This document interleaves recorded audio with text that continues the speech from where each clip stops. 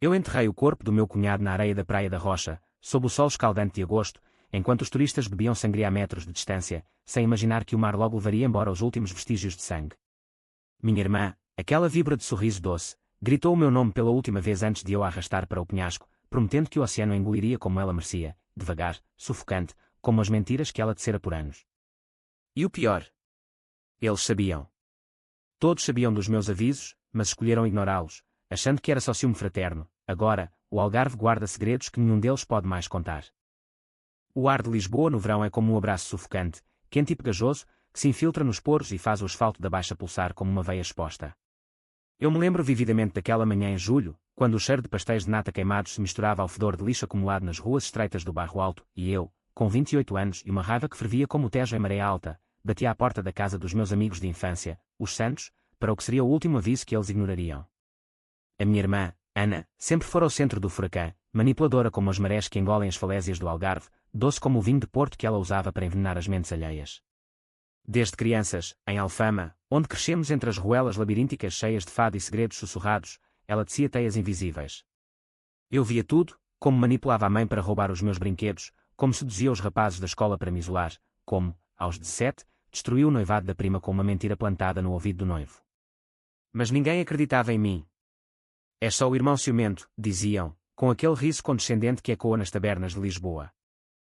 Naquela manhã, o sol batia impiedoso nas janelas gradeadas da Casa dos Santos, um prédio antigo no Chiado, com azulejos rachados que contavam histórias de terremotos passados. Eu subi as escadas de pedra, o coração martelando como o sino da Sé de Lisboa ao meio-dia, e toquei a campainha com o punho cerrado. Foi o Miguel quem abriu, o meu melhor amigo desde os tempos em que corríamos descalços pela praia de Carcavelos, surfando ondas que nos pareciam monstros. Ele tinha 30 anos agora, casado com a Sofia, e planejava uma viagem ao Algarve com um grupo de amigos, férias que prometiam sol, mar e noites de arraiz e sardinhas assadas na brasa. Entra, ó Tiago, disse ele, com o sorriso largo de quem não carrega o peso do mundo. Mas eu via o cansaço nos seus olhos castanhos, o mesmo que a Ana exploraria como uma fraqueza. A sala estava um caos organizado, malas semi-fechadas no chão de mosaico hidráulico, garrafas de vinho verde geladas na mesa de mogno, e o cheiro de café forte misturado ao perfume floral da Sofia. Ela era o oposto da Ana, prática, de cabelos curtos e óculos de armação fina, uma advogada que lutava por causas perdidas no Tribunal de Lisboa. Tiago. Que surpresa! Exclamou ela, limpando as mãos num pano de prato. Ao fundo, na cozinha, riam-se mais vozes, o João, o primo do Miguel, um engenheiro de pontes que construía vidas sólidas como o aqueduto das águas livres, e a Inês, a namorada dele, uma artista de rua que pintava murais vibrantes nas paredes de Belém.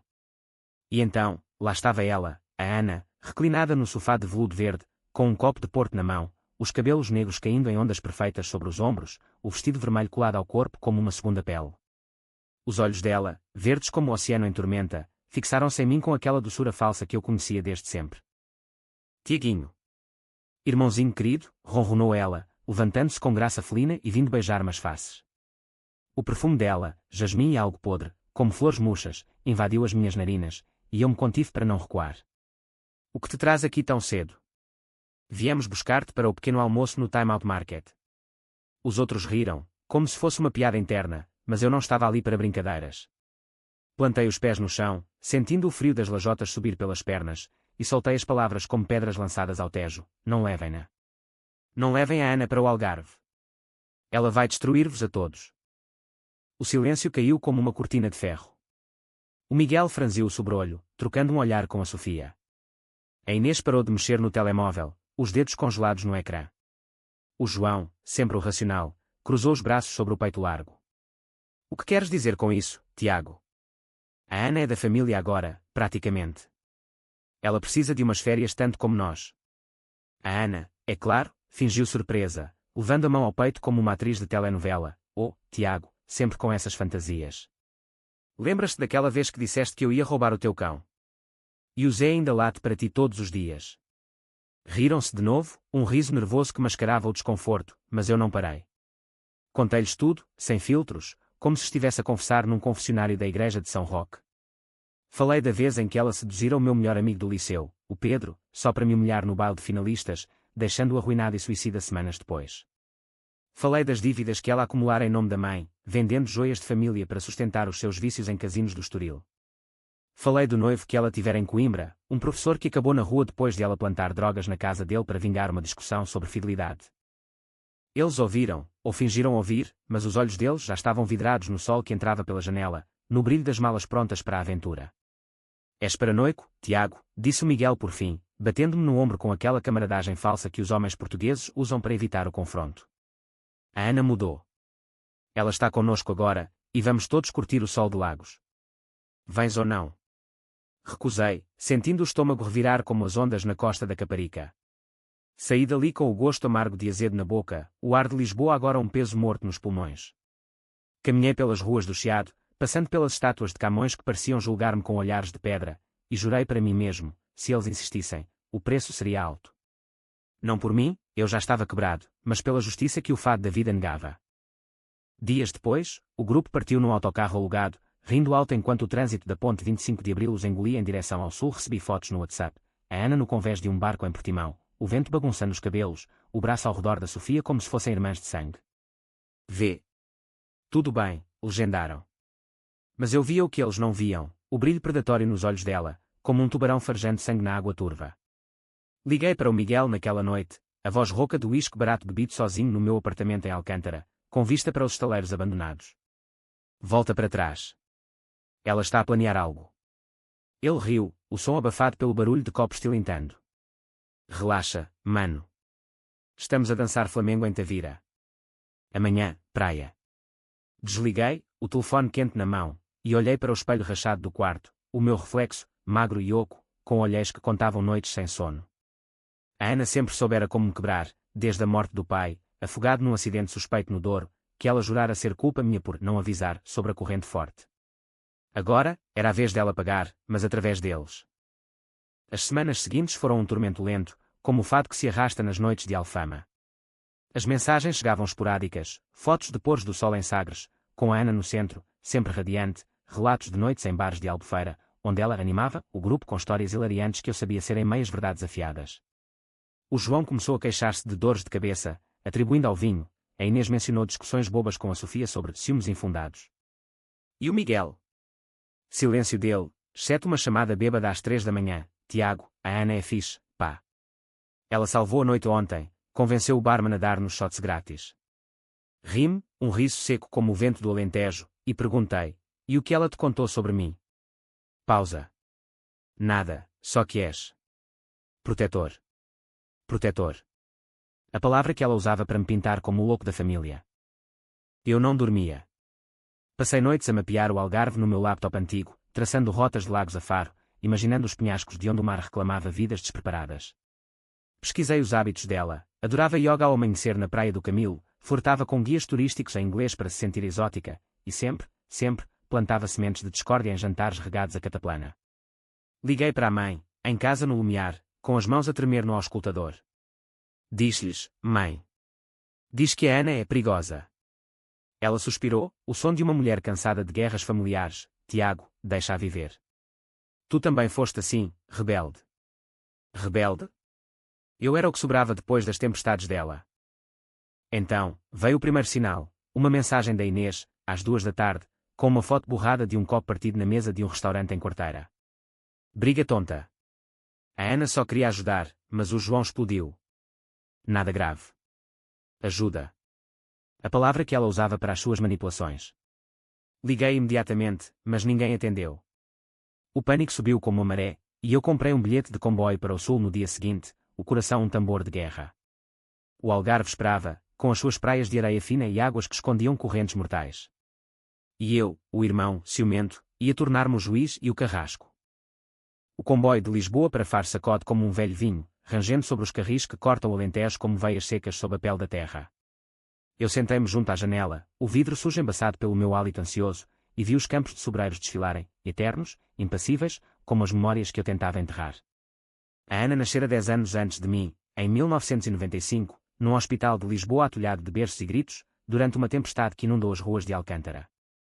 A mãe contava que ela chegara ao mundo com os olhos abertos, fixos no teto como se já soubesse os segredos do universo. Eu, por outro lado, fora o bebé chorão, o que se agarrava às saias dela como um náufrago. Desde cedo, ela moldara-me, contava-me histórias de fadas malignas que roubavam almas, e depois ria quando eu acordava a gritar. Aos 7 anos, convenceu-me a roubar maçãs do mercado da Ribeira, só para me ver castigada enquanto ela fingia inocência. És o meu herói, Tiaguinho, sussurrava, os lábios frios contra a minha orelha. Agora, aos 38, ela era uma força da natureza, ou melhor, uma praga, espalhando-se por vidas alheias com a tenacidade das eras que sufocam as paredes dos conventos de Évora. O grupo chegara ao Algarve há uma semana, instalando-se num apartamento alugado em Lagos, com vista para a Ponta da Piedade, aqueles arcos rochosos esculpidos pelo mar como cicatrizes divinas. Eu imaginava-os, manhãs de café com pão de milho fresco, tardes de mergulho nas grutas azuis, noites de moscatel e conversas profundas sob as estrelas que pontilham o céu como promessas quebradas. Mas a Ana infiltrava-se como sal na ferida. Recebi uma chamada do João naquela tarde, enquanto o comboio parava em Tunes, o ar quente invadindo o vagão como um presságio. Tiago, tens razão, disse ele, a voz rouca, como se tivesse fumado demasiado tabaco de rolo. A tua irmã. Ela está a mexer connosco. Ontem, à noite, no bar do Meia Praia, ela contou uma história sobre a Sofia, disse que a viu flertar com um surfista em Portimão. A Sofia negou, mas agora eles mal se falam. E o Miguel? Está obcecado por ela, a Ana, como se fosse a musa de um poema de Pessoa. Ri-me, mas era um riso vazio, e quando no vazio do meu peito. Eu avisei-te, João. Ela faz isso, planta dúvidas como sementes em solo fértil, e depois colhe o caos. Ele pausou, o som de ondas ao fundo, talvez da varanda do apartamento. Vem cá, pá. Precisamos de ti. Ela ri de tudo, como se fosse um jogo. Desci em Faro ao pôr do sol, o céu um manto de laranja e púrpura sobre as salinas, onde flamingos cor-de-rosa se erguiam como fantasmas elegantes. Aluguei um carro velho, um Fiat que cheirava a peixe seco e liberdade forçada, e dirigi para Lagos pelas estradas sinuosas da N125, o vento do mar a chicotear o rosto pela janela aberta. O meu plano era simples, confrontá-los, levá-los de volta a Lisboa antes que a teia se fechasse. Mas no fundo, eu sabia que era tarde. A Ana sentia o cheiro de fraqueza como um abutre fareja carniça. Cheguei a Lagos ao anoitecer, o ar salgado misturado ao aroma de churrasco de sardinhas nas ruas empedradas. O apartamento ficava num condomínio branco junto à Marina de Lagos, com varandas cheias de gerânios vermelhos e o som distante de gaivotas. Toquei à porta, o coração um punho cerrado, e foi a Inês quem abriu, os olhos inchados, o cabelo loiro desgrenhado, vestindo um robe florido que cheirava a lágrimas salgadas. Tiago, murmurou, puxando-me para dentro como se eu fosse a salvação. A sala era um campo de batalha, garrafas vazias no chão de azulejos brancos, pratos sujos na mesa de vime, e o ar pesado com o fumo de cigarros proibidos. O grupo estava espalhado, o Miguel no sofá, de olhos vidrados para o telemóvel, a Sofia na cozinha, cortando limões com fúria excessiva, o João na varanda, fumando e olhando para o mar escuro. E a Ana? No quarto ao lado, rindo ao telefone, a voz melosa como mel de rosmaninho. Entra, irmão. Faz-te em casa.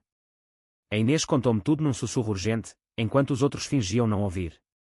A Ana chegara como uma brisa fresca, organizando excursões a Silves, cozinhando cataplana com especiarias roubadas do mercado local. Mas aos poucos, as fissuras apareceram. Ela sussurrara ao ouvido do Miguel que a Sofia era controladora, citando conversas privadas que só ela poderia saber. Contara ao João que a Inês não o valorizava, inventando flertes imaginários com um artista local. E à Sofia? Plantara a semente de que o Miguel a traíra em Lisboa, com provas fotográficas editadas no telemóvel. É como se ela lesse as nossas almas, disse a Inês, as mãos tremendo. E ri. Sempre ri. Enfrentei-a naquela noite, depois de um jantar tenso onde o vinho de Lagoa não aliviou as tensões.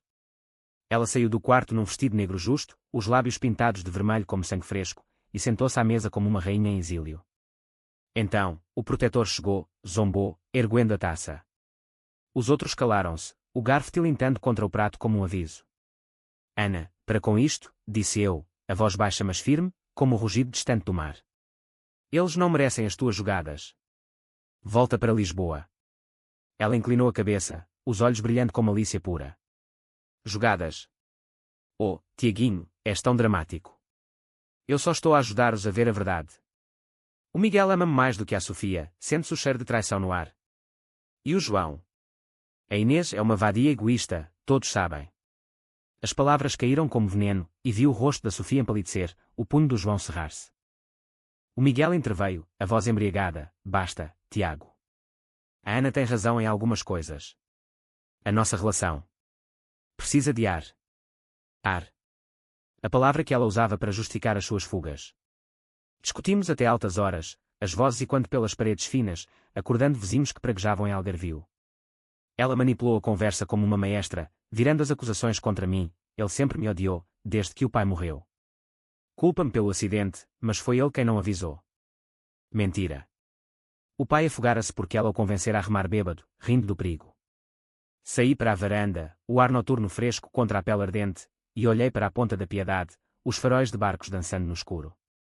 Ali, sob as estrelas, jurei, se ela não parasse, eu a pararia. De vez. Os dias seguintes foram uma dança perigosa, como o fado de Coimbra com as suas guitarras que cortam a alma. Tentei unir o grupo, organizei um passeio de barco às grutas, onde o mar azul turquesa lavaria as mágoas. Mas a Ana sabotou tudo, acidentalmente, derramou vinho na blusa da Inês, sussurrando desculpas que soavam como confissões alheias. O João confrontou-a numa praia isolada perto de Luz, e ela chorou, lágrimas perfeitas que o fizeram duvidar de si mesmo. Ela é vulnerável, Tiago, defendeu ele depois. Vulnerável. Ela era uma loba em pele de cordeiro. Eu sentia o limite aproximar-se, como a maré alta que inunda as ruas de Faro. As noites eram piores, sonhos onde havia cair dos penhascos de Sagres, o corpo batendo nas rochas como um aviso do Atlântico. Acordava suado, o coração disparado, e ouvia os sussurros dela pelo apartamento, conversas noturnas com o Miguel, risos abafados que cheiravam a traição. Uma manhã, encontrei a Sofia na cozinha, chorando sobre o sumo de laranja. Ela disse que o Miguel me odeia. Mostrou mensagens. Falsas, eu sei, mas...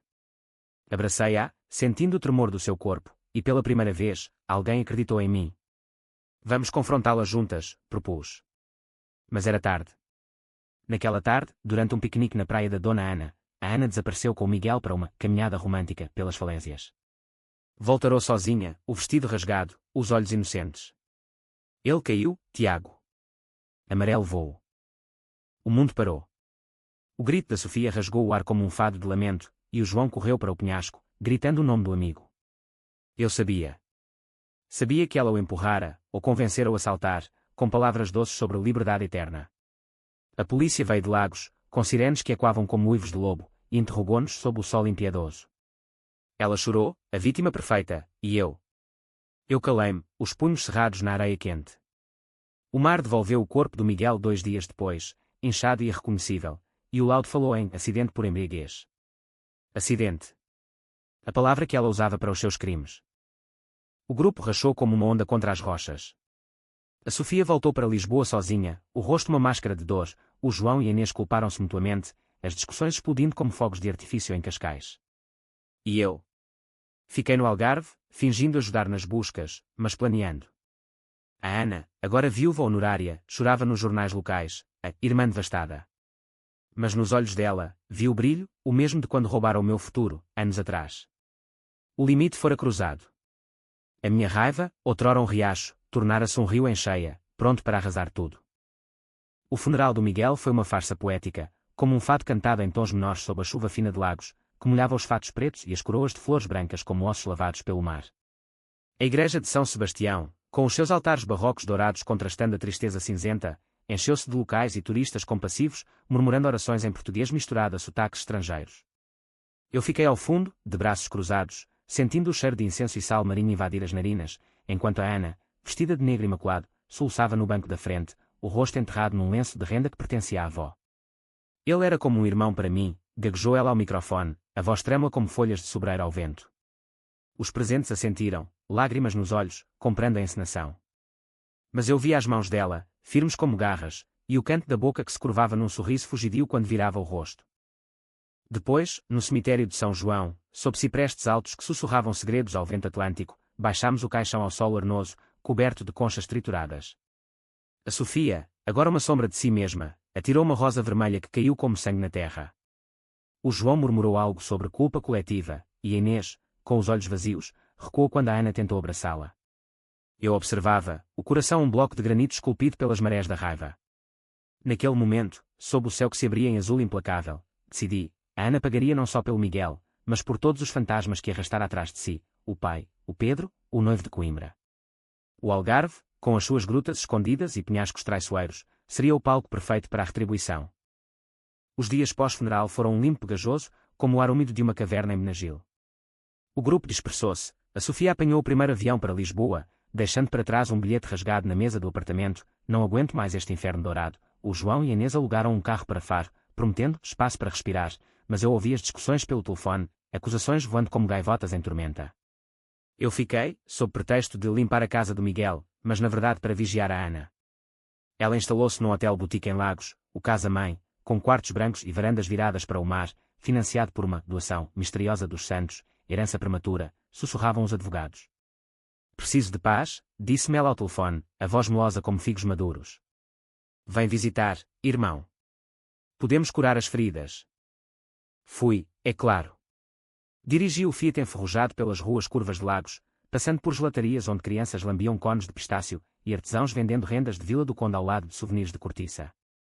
O hotel era um oásis de luxo falso boêmio, piscinas infinitas que se fundiam com o horizonte, spaspas com óleos de lavanda do Alentejo, e um restaurante onde serviam polvo alagareiro sob luzes de candeeiro. Encontrei-a na suíte 204, reclinada numa chaise longue de Vime, lendo um livro de Miyakoto, ironia cruel, pois as histórias dele falavam de traições africanas que ecoavam as dela. Tiago, exclamou, levantando-se para me abraçar, o corpo quente contra o meu, cheirando a loção de coco e algo metálico, como sangue seco. Senta. Toma um vinho. É do Dão, o teu preferido. Bebi, sentindo o líquido tinto descer como lava, e confrontei-a diretamente, as palavras afiadas como facas de ourives alentejanas. Mataste-o, Ana. O Miguel. Eu sei como fazes, palavras doces, promessas de eternidade, e depois um empurrãozinho para o abismo. Ela riu, um som cristalino que tilintou como sinos de igreja, e acendeu um cigarro slim, o fumo dançando no ar filtrado pelo ar-condicionado. Paranoias, irmão. Foi um acidente. Ele bebeu demasiado, falou em voar livre, lembras-te como o pai era poético antes do Douro. O pai. Sempre o pai, o fantasma que ela invocava para me ferir. Contra-ataquei, contando aos detalhes, como investigar o telemóvel dela, mensagens apagadas mas recuperadas por um amigo hacker em Lisboa, provando que ela o convencera a subir ao penhasco, para ver as estrelas de perto. Ela negou, os olhos endurecendo como conchas fossilizadas na praia da Marinha. A conversa virou um duelo psicológico, como os debates acesos em tertúlias do Porto.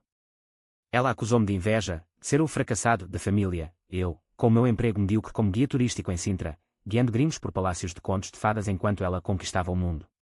Tu queres o que eu tenho, Tiago, poder. A capacidade de dobrar as pessoas ao meu desejo. E ali, na suíte com vista para o Atlântico, ela confessou fragmentos, o prazer de ver o caos florescer, como uma gardenia venenosa no jardim de Monsanto. O mundo é fraco, irmão. Eu só mostro-lhes os espelhos.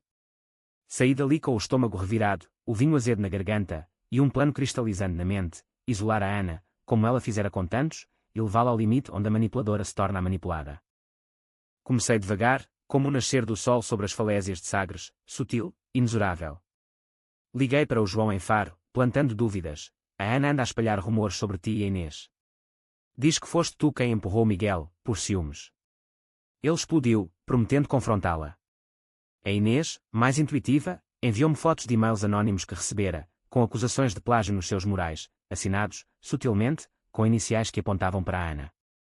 A Sofia, de Lisboa, mandou áudios chorosos. Ela contactou o meu chefe, Tiago.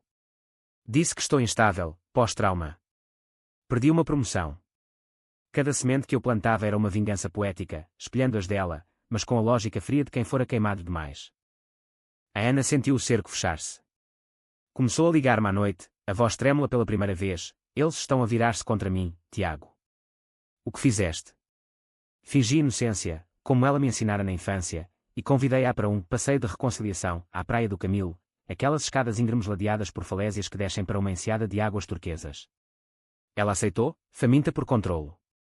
Dirigimos em silêncio, o rádio tocando Amália Rodrigues, estranha forma de vida, irónico trilha sonora para a nossa dança mortal.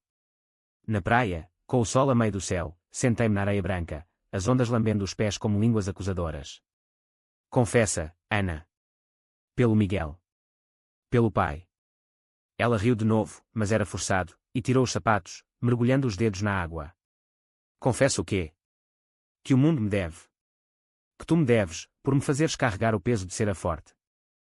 Ali, sob o olhar indiferente das gaivotas, ela contou mais. O pai não fora acidente, ela sabotara o barco com um furo discreto, vingando-se de uma surra por notas baixas. O Pedro. Fora ela quem plantara as pílulas, rindo enquanto ele se enforcava no quarto de hotel em Cascais. E o Miguel? Ele queria-me, Tiago. Mais do que aquela aborrecida da Sofia. Eu só. Acelerei o inevitável. O horror subiu como baile, mas eu sorri, o plano a desenrolar-se. Então, vem. Vamos nadar. Limpa a alma. Ela hesitou, mas seguiu-me para a água, o corpo esguiu cortando as ondas como uma lâmina. Mergulhamos fundo, onde as correntes frias sussurram segredos, e eu segurei-a por baixo, os dedos cravados nos ombros. Sentes, Ana?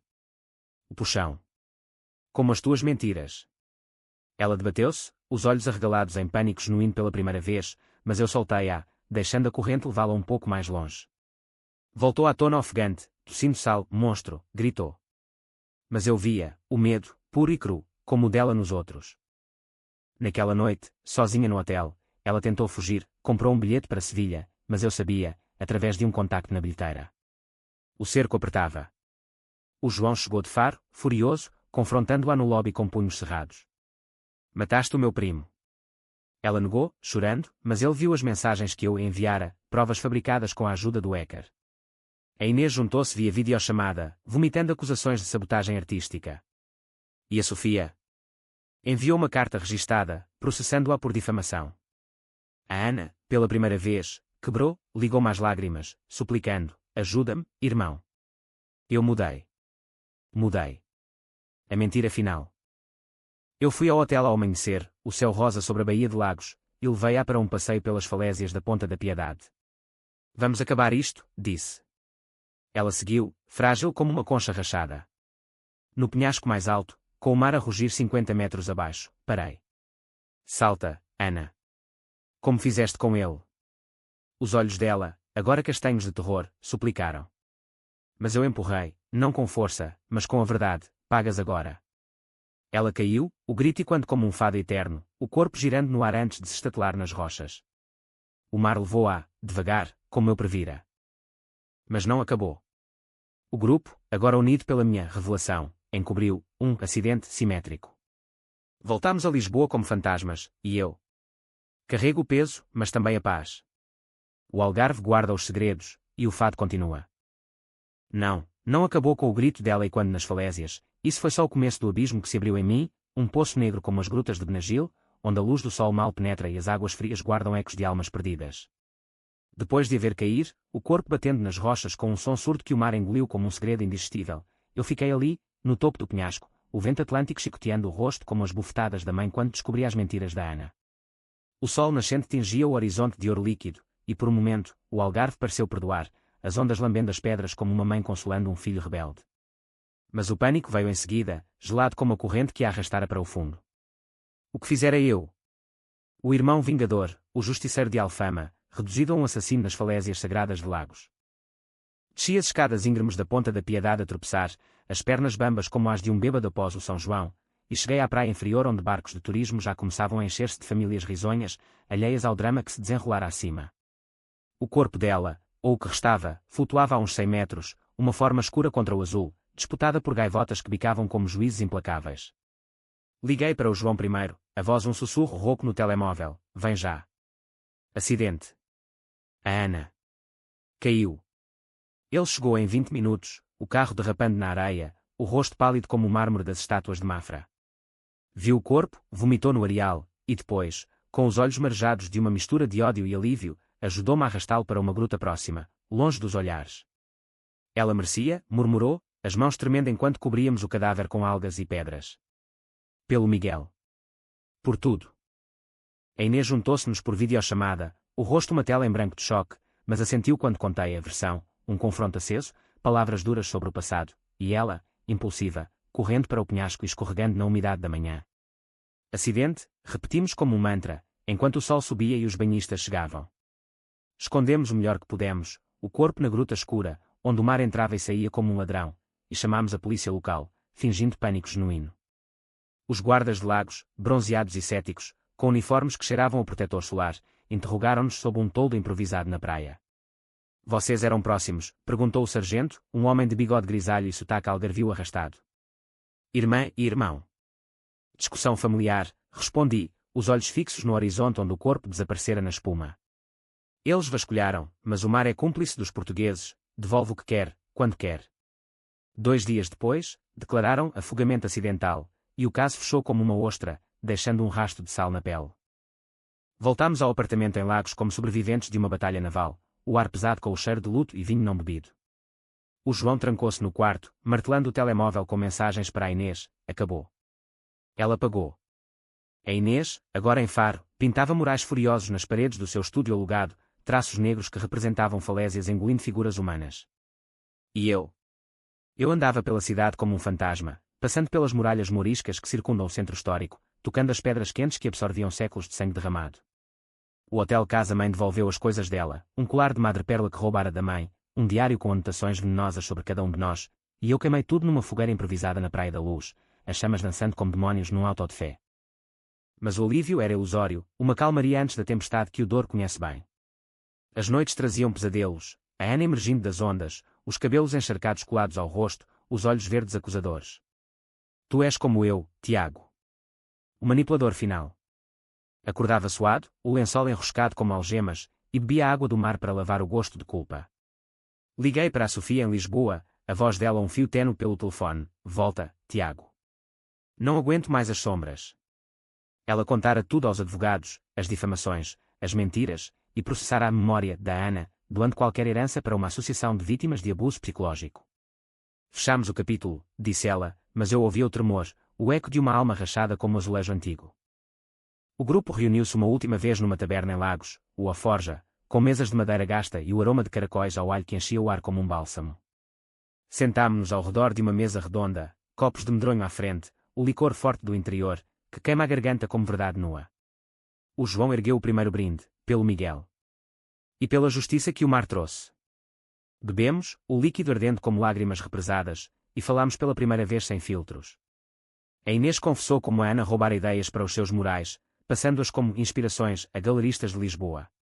O João admitiu ter dormido com ela uma vez, em Portimão, numa noite de fraqueza após uma discussão com a Inês. Ela prometeu silêncio, mas usou contra mim no final. E a Sofia? Chorou ao contar como a Ana contactara o ex dela, reabrindo feridas antigas para provar a sua instabilidade. Eu ouvi, o coração apertado como um punho de marinheiro, e por fim, confessei, não foi acidente. Eu empurrei-a. Silêncio, pesado como a neblina matinal no Tejo. O João baixou o copo, os olhos duros. Merecia. Mas e agora? Agora? O peso da lei, da família, da sociedade portuguesa que valoriza a família acima de tudo, mesmo quando ela é veneno. Decidimos encobrir uma versão unificada para as autoridades, se questionadas. Somos os sobreviventes, disse a Inês, traçando linhas no tampo da mesa como se pintasse um mapa de escape. Saímos dali cambaleando, o luar prateando as ruas, e eu senti, pela primeira vez, uma fratura na alma, a vingança fora doce como figos do Algarve, mas azeda como o vinho virado. Dias viraram semanas, e o Algarve começou a curar as suas feridas, praias lotadas de agosto, mercados de olhão cheios de peixe fresco e risos de veraneio. Eu fiquei, guiando turistas por grutas e falésias, contando histórias de piratas mouriscos que escondiam tesouros nas cavernas, mas omitindo as minhas próprias. O João voltou para o trabalho em pontes, construindo sobre abismos que agora conhecia intimamente. A Inês expôs os murais em Faro, obras que falavam de redenção através do caos, vendendo-as a preços que a libertaram da sombra da Ana. A Sofia, em Lisboa, reencontrou o fogo, uma promoção veio, irónica, e ela começou a namorar um colega, um homem calmo como um mondego. Mas eu? A culpa corroía como ferrugem num barco de pesca em Setúbal. Comecei a beber mais, o vinho de mesa barato do supermercado Pingo Doce tornando-se companheiro noturno. Sonhos com a Ana multiplicavam-se, ela, nua nas ondas, estendendo a mão, ou sussurrando no meu ouvido durante um fado em Alfama, juntos para sempre, irmão. Acordei uma noite com o telefone a tocar, um número desconhecido de Lisboa. Tiago? É a mãe. A voz dela, frágil como papel de jornal velho, quebrou algo em mim. A polícia ligou. Sobre a Ana. Dizem que há irregularidades no relatório. O coração parou. Irregularidades. As minhas mãos no relatório falso, as testemunhas que mentiram por lealdade. Corri para Lisboa no primeiro comboio, o pânico um passageiro indesejado. A cidade recebeu-me com o seu abraço caótico, o elétrico 28 rangendo pelas colinas de Alfama, o cheiro de bacalhau assado nas tascas, o Tejo brilhando como uma lâmina sob o sol de setembro. A mãe vivia ainda no Lumiar, numa casa modesta com jardim de laranjeiras que davam frutos amargos. Encontrei-a na cozinha, os cabelos grisalhos presos num coque frouxo, mexendo uma panela de caldo verde com mãos nudosas. Conta-me, disse ela, sem preâmbulos, os olhos, os mesmos verdes da Ana, fixos em mim como lasers. Contei tudo, as manipulações, o empurrão, o encobrimento. Ela ouviu em silêncio, o vapor da panela subindo como fantasmas, e por fim, tocou-me a mão. Ela era o meu erro, Tiago. Mas tu és o meu sangue. Protege-te. A polícia interrogou-me no dia seguinte, na esquadra da rua de São Mamed, um edifício cinzento com cheiro a café requentado e burocracia.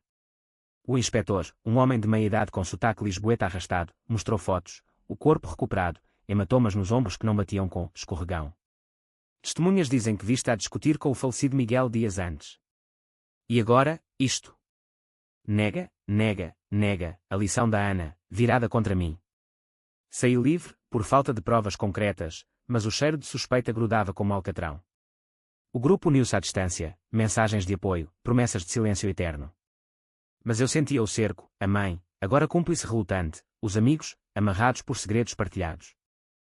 O outono chegou a Lisboa com chuvas que lavavam as ruas como lágrimas de arrependimento, e eu mergulhei num abismo psicológico, questionando cada escolha. Era vingança ou loucura? O fado da família, com as suas guitarras que choram por amores perdidos, ecoava na minha mente, ai, esta dor que não tem fim. Comecei terapia com um psicólogo em Belém, sessões onde desenterrei o ódio infantil, a Ana roubando os meus sonhos, moldando-me como argila. Tu foste a vítima que se tornou carrasco, disse ele, com a calma de quem vê abismos todos os dias. Mas o carrasco sentia o peso da lâmina. Então, veio a reviravolta, um envelope anónimo na caixa de correio do Lumiar, com fotos granuladas, eu no penhasco, empurrando. Chantagem. Paga ou revê-lo. O remetente. Um guia turístico rival do Algarve, que me vira e seguira, cheirando a oportunidade. O pânico deu lugar a uma raiva familiar, e eu tracei o plano, confrontá-lo em Lagos, onde o mar resolve dívidas. Voltei ao sul, o comboio agora um ataúde sobre carris, e encontrei num bar em Albufeira, um tipo magro chamado Rui, com tatuagens de âncoras falsas. Queres dinheiro? Toma o mar, disse, e levei-o às falésias de Sagres ao anoitecer. O empurrão foi limpo, o grito breve. O segundo corpo para o Atlântico, e eu, cada vez mais fundo no abismo. O segundo corpo, o do Rui, o chantagista de sorriso torcido e olhos de ratazana, afundou nas águas de Sagres como uma pedra lançada por um deus vingativo, deixando apenas bolhas e um silêncio que o vento do cabo engoliu com avidez. Eu fiquei no promontório, o sol poente tingindo o Atlântico de sangue, e pela primeira vez, o vazio não era alívio, mas um buraco negro que sugava a luz da minha humanidade. Sagres, com as suas fortalezas em ruínas e o farol que pisca como um olho acusador, sempre fora lugar de fins, o fim do mundo conhecido para os navegadores de outrora, o fim da minha sanidade para mim. Limpei as mãos na calça de jeans, sentindo a areia grossa raspar a pele, e desci para o carro, o Fit agora um cúmplice enferrujado, cheirando a sal e culpa acumulada. Dirigi de volta a Lagos pelas estradas secundárias, evitando as autoestradas iluminadas como veias de neon, o rádio desligado para que o único som fosse o zumbido dos pneus no asfalto rachado. O que me tornara aquilo?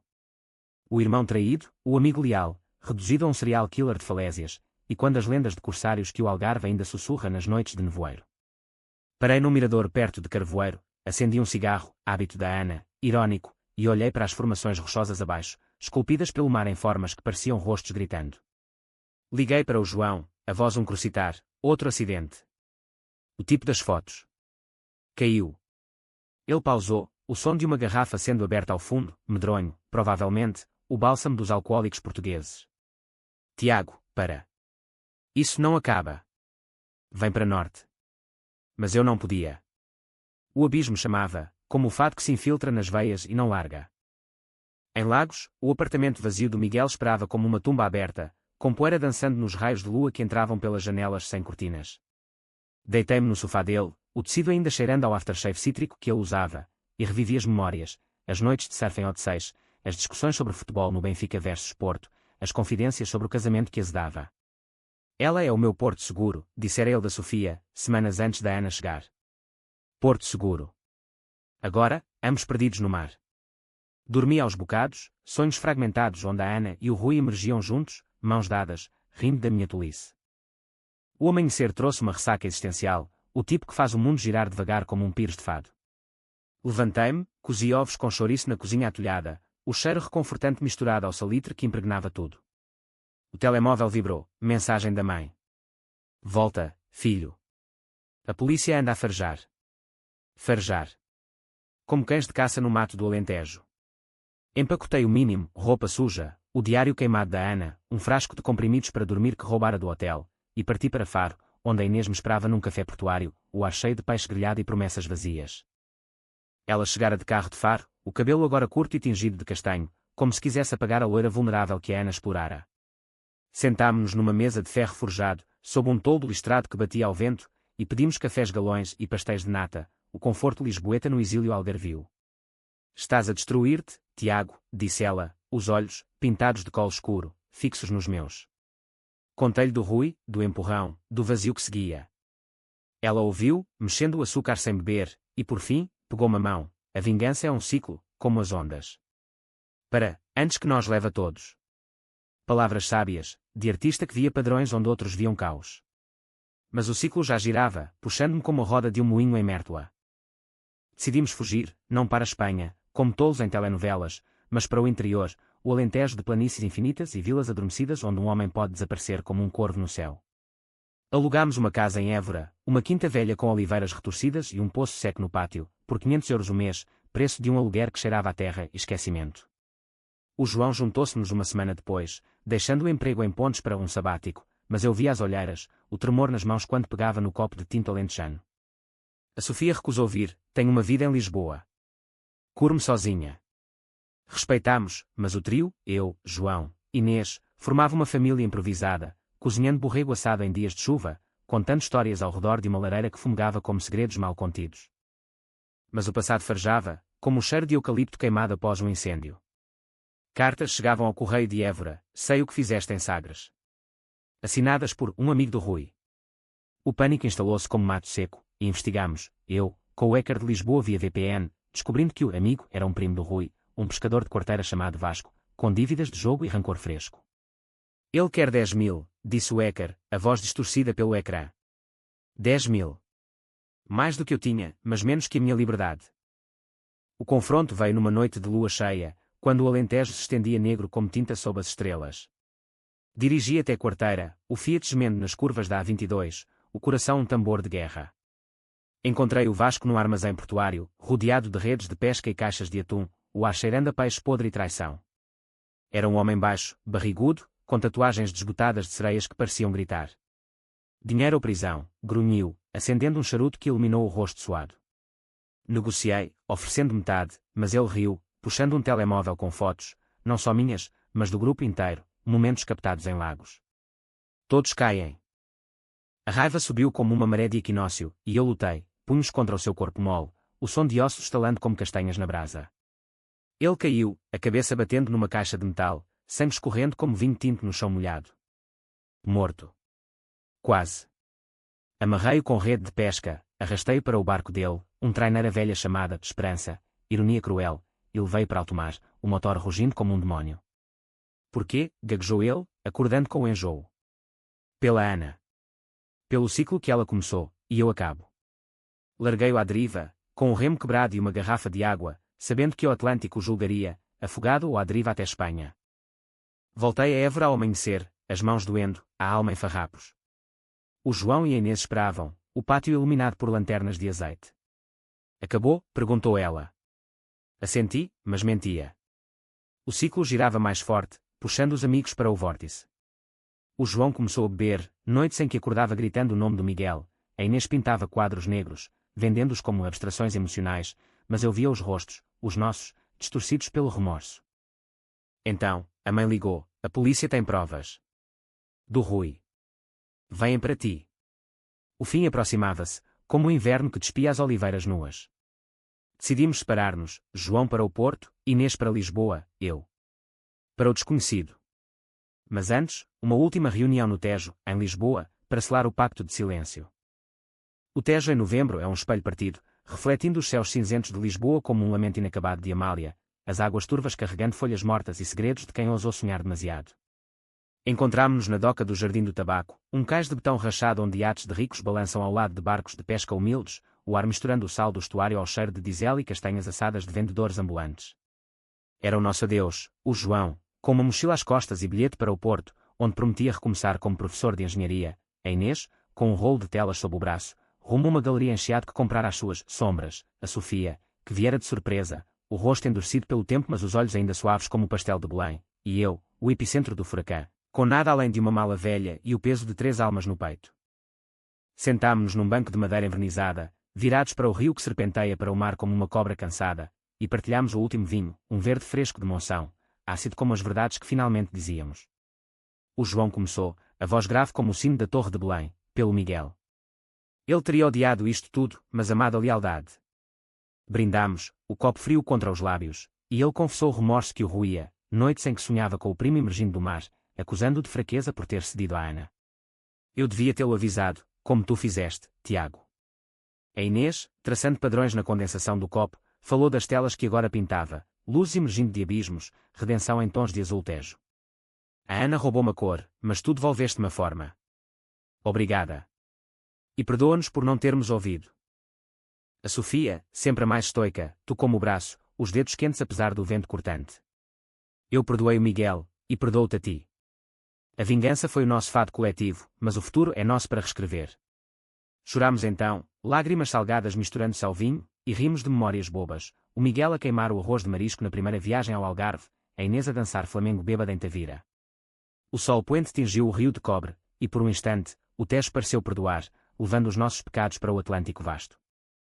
Separámo-nos ao anoitecer, abraços longos como despedidas de imigrantes, promessas de chamadas semanais e visitas em natais futuros.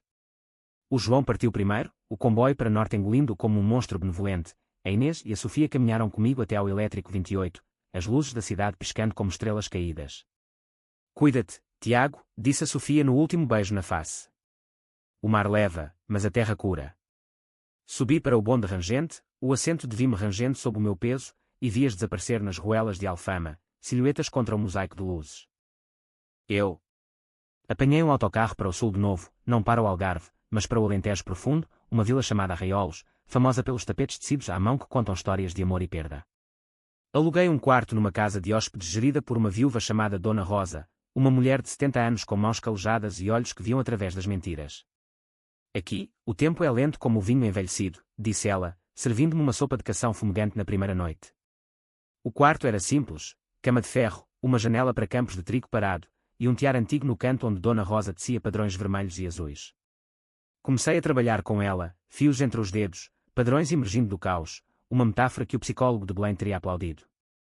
Os dias em Arraiolos eram um bálsamo rústico, manhãs a colher azeitonas nas groves próximas, o sol alentejano aquecendo a pele como um abraço relutante, tardes no Tiás, onde o clique-claque dos fios abafava os ecos dos gritos nas falésias. A mãe visitava aos fins de semana, trazendo bolos de amêndoa de Lisboa e notícias filtradas, a polícia arquivara os casos como acidentes em série, culpando o turismo de risco no Algarve. O grupo prosperava, João casara-se com uma portuense de riso fácil, Inês expusera em Paris, Sofia subira sócia no escritório. Estamos livres, escreveu ela num postal de Natal, com uma foto do grupo reunido em Cascais, sorrisos genuínos pela primeira vez. Mas a liberdade era frágil, como um tapete desfiado. Uma noite de dezembro, com o vento uivando como lobos no planalto, sonhei com a Ana de novo, não acusadora, mas suplicante, estendendo a mão da espuma, junta-te a mim, irmão. O mar é lar. Acordei ofegante, o suor frio como o de Sagres, e saí para o pátio, onde as estrelas alentejanas brilhavam impiedosas. Dona Rosa encontrou-me ali, enrolada num jale de lã, e sentou-se ao meu lado no banco de pedra. Conta, rapaz. Os olhos não mentem. Contei tudo, o empurrão, os corpos, o ciclo. Ela ouviu, fumando um cigarro de palha, e por fim, disse, a vida é um tear, Tiago. Fios bons e maus tecem o padrão. Corta os maus, ou eles cortam-te. Cortei, devagar. Comecei um diário, não de confissões mas de gratidão, entradas sobre o cheiro da terra molhada após chuva, o sabor do pão alentejano quente, as cartas da Sofia que falavam de amor renascido. Juntei-me a um grupo de fado em Évora, não para chorar mas para cantar, a voz rouca elevando-se em, nem às paredes confesso, libertando o veneno. A mãe, vendo a mudança, perdoou-se a si mesma, eu falhei convosco, mas o sangue liga, não amarra. Um ano depois, no verão de 2026, voltei ao Algarve, não para falésias, mas para a Praia da Rocha, onde enterrei uma caixa simbólica, fotos queimadas da Ana, uma concha da Ponta da Piedade, uma carta de perdão ao mar. O grupo reuniu-se lá, piquenique na areia, sardinhas na brasa e vinho de lagoa. Rimos, choramos, brindámos ao sol que brilhava pleno, sem sombras. Pagámos caro, disse o João, mas sobrevivemos. E eu? O manipulador redimido, o vingador cansado, tece o meu tapete, fios de dor em azul escuro, de cor em ouro alentejano. O fado continua, mas agora, eu danço ao ritmo dele, não arrastado pelas correntes. O mar leva, a terra devolve, e a vida, gaiata e dura como Portugal, prossegue.